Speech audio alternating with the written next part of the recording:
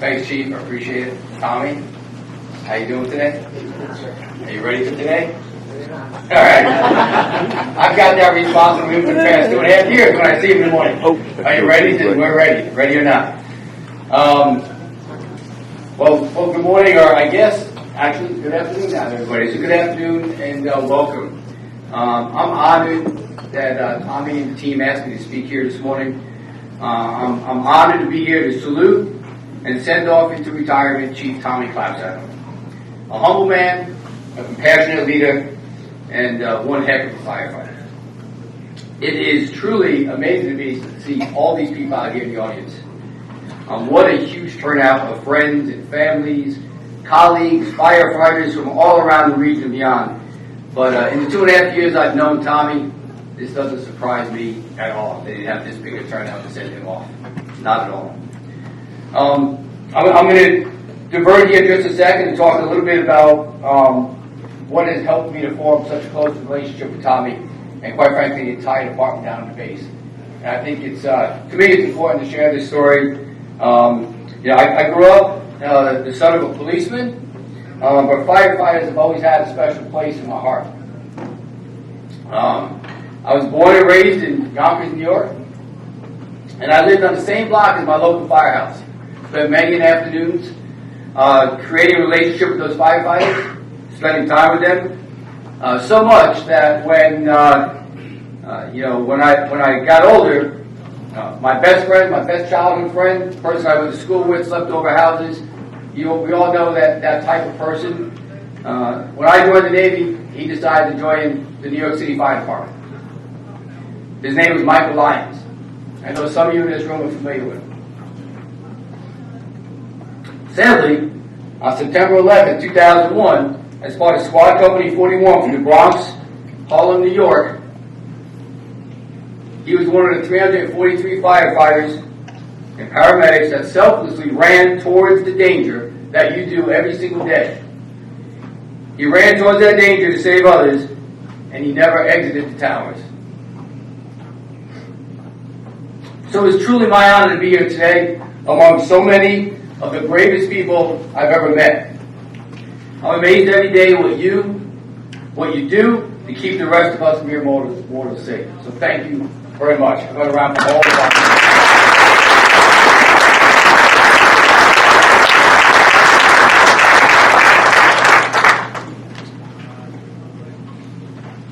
I want to extend a hearty welcome and special thank you to all of the sub-base neighbors, neighbor firefighters, officials, and everybody from the local communities that surround the submarine base. Many, if not all of you, participate in mutual aid agreements with subbase, and you partner with my fire department, and we appreciate your tremendous support. It is really, as the commanding officer of base, the person responsible to maintain that base, it is really important to me to know that in an emergency, something greater than the resources you can handle, the Southeast Connecticut Fire Departments, you guys have each other's back. And I've heard, especially over the past couple of weeks, getting to meet so many retired firefighters and so many people as Tommy has taken me on his retirement tour like a baseball star.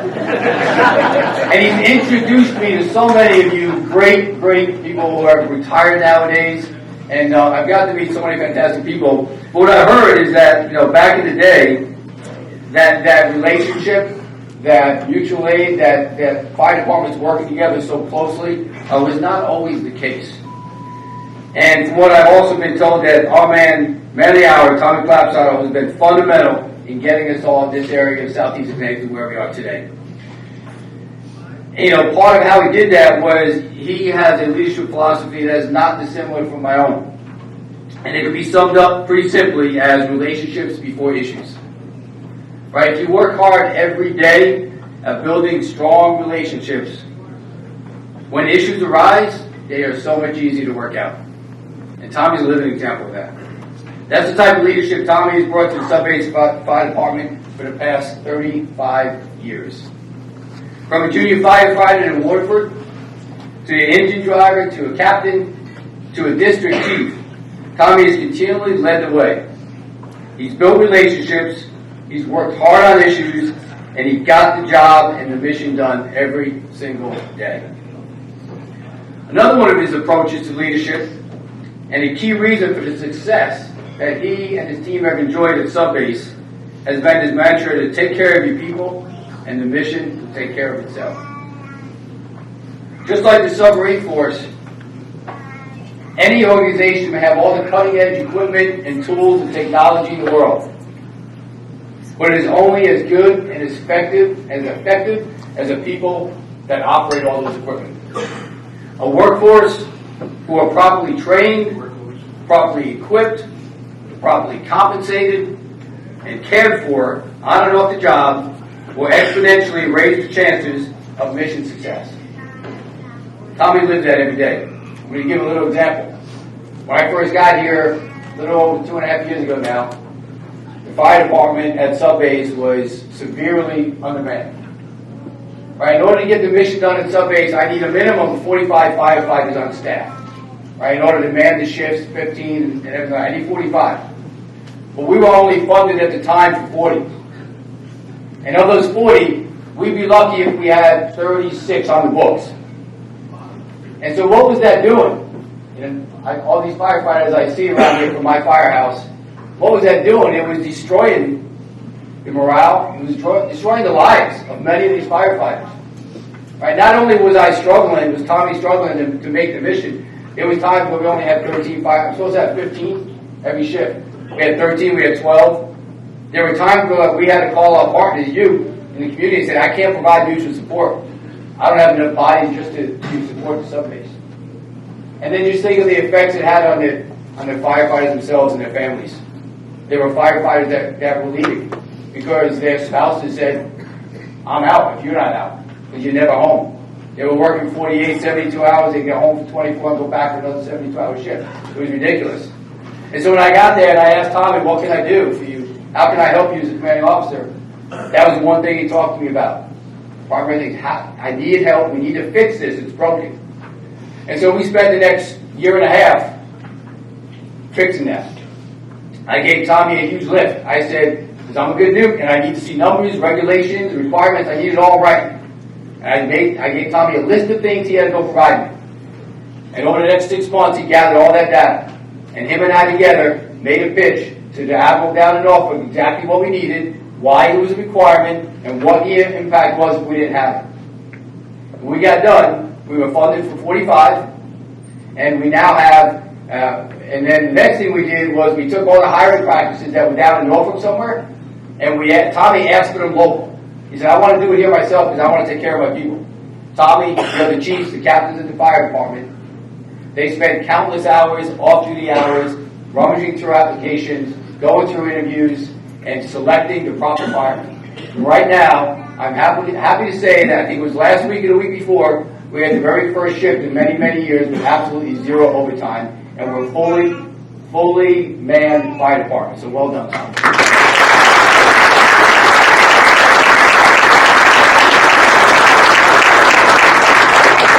That's an example about caring for his people, because he hated to see what his firefighters were struggling with.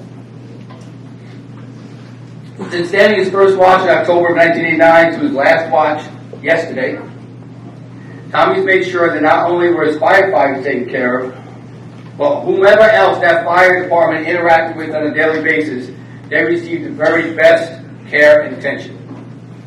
As a commanding officer of the submarine, you quickly learn that you cannot be everywhere at all times. It takes trust in your leaders, your crew, and the training that you're responsible to give them to know that each one will do their jobs correctly. Tommy did the same thing. Tommy ensured that every firefighter, from the captain down to the newest recruit, knew their responsibility in every emergency situation. In recent memory, some of those situations included major structure fires both on base and in housing, supporting health and wellness calls, cleaning up after hazardous material spills, transporting a severely wounded sailor from a submarine in the middle of the Thames River to a hospital, and of course providing support a number of years ago to Portsmouth Naval Shipyard during the USS Miami tragic fire. In addition, Tommy and the entire Subbase Fire Department have taken their unique skills beyond the Navy fence line, and they deliver assistance, special training, support such as Firefighter Assist and Search Team, better known as FAST, to the fire and EMS partners surrounding our communities. In just my tenure as CO of Commanding Officer Subbase, our fire departments assisted both Groton and New London fire teams to structure fires at the same time. They used the same hoist to lift a sailor out of the submarine hatch and rescue a abandoned ledge who fell down a well. And they provided backup just over a year ago for the major fire we had on the Gold Star Bridge. Tommy's team answered all of these calls while still making sure that the primary mission of protecting Subbase and its personnel was always covered. You know, while the motto, protecting those who defend America, is the motto of the Subbase Fire Department, their daily mission is so much more than that. It is an essential function for Subbase, the submarine force, and the entire United States Navy, what he and his team do every day. My two primary missions as commanding officer of the submarine base are to send combat-ready submarines downriver and to train the next generation of submariners to operate those submarines. These two missions provide combat commanders around the world with the vital assets they need to ensure the security of the United States.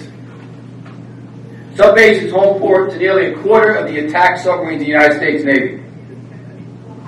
Those submarines project American sea power around the world, in every ocean and every sea. Sometimes that power projection is silent and unseen, and other times our adversaries are keenly aware of our presence in the area. We are able to complete those missions every day, those sailors, because of the direct support that Tommy and his team of firefighters have accomplished every day. Think about the responsibility that Tommy and his fire department has. They literally oversee the daily protection of multiple billion-dollar war machines every single day. On an average day, I have about 4 Virginia-class submarines moored pierside at the base. That's almost $10 billion of taxpayer property that Tommy and his team are responsible for to protect, and the sailors that operate them every single day. And then you add into it the 10,000 sailors and civilians that come to work every day at Subbase to support those boats and the missions. You know, at Subbase we have an elite and highly trained population of sailors. Many are assigned to waterfront submarines, but others teach at the training facilities. They work in the medical clinics. They work in the research laboratory. They provide the housing, the security. They cook the meals. Our waterfront sailors are able to go to sea for months at a time because they know that the safety of their loved ones back home is only a 911 call away. Of the 10,000 patrons that call Subbase home every day, more than 10% of them are the students at the submarine school. So many of the students are young, teenagers, fresh out of boot camp. And like most young people, at times they can believe they are invincible, yet painfully find out they're not, is what they do on base. And it's Tommy and his fire department that are always on scene to get them to higher care, to patch them up, and sometimes even to lend a shoulder to lean on for a young sailor that's feeling overwhelmed with everything he or she is tasked with doing. And much like Tommy and these sailors, much like Tommy and I, these young sailors someday will grow up and be our next generation of leaders at Subbase and all around the Navy. Very easily, a young sailor marching down the sidewalk from the barracks to the galley this morning, or one of the fine 14 new firefighters that we just pinned at Subbase last week. One of those will be a leader on this base just a couple decades from now. Just like Tommy was 35 years ago when he was pinned. And then he's led Subbase for the past 16 years. One of you that we pinned last week might be sitting in this chair leading. That's why what Tommy does every day, training, is so important. The commitment of Tommy and our Subbase Fire Department every single day ensures. So Chief Tommy, all of this is because of your vision, your assurance of mission success, your relationship before issues, and taking care of your people. We have all been blessed to serve alongside such a humble man, a compassionate leader, and a heck of a firefighter. But of course, we must also recognize that you haven't served alone. You had a very understanding, supporting, loving family backing you up the whole way. None of us can survive alone in anything we do. So I want to personally thank Babette, Michael, Mitchell, Danielle, Dominic, and the entire Clapsaddle family. Tommy could not have done everything he has done for Subbase, the Navy, and our national security without all of your support over the years. Another round of applause for his family.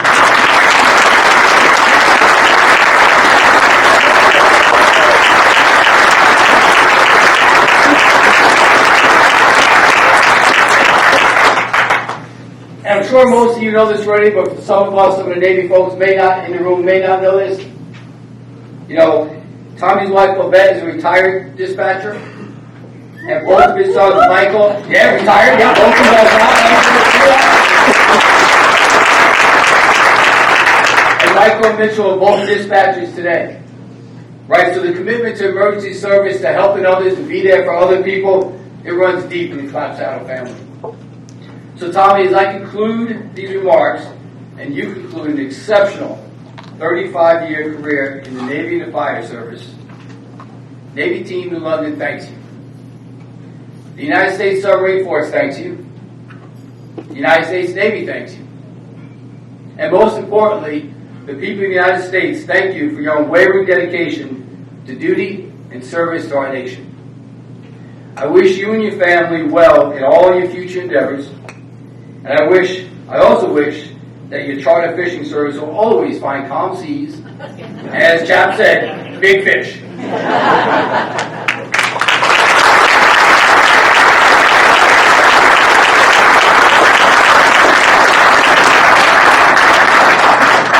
Tommy, when I got here a couple years ago, I called you Chief, and I am so honored today to call you brother and friend for the rest of our lives, and I want to congratulate on you on an impeccable career.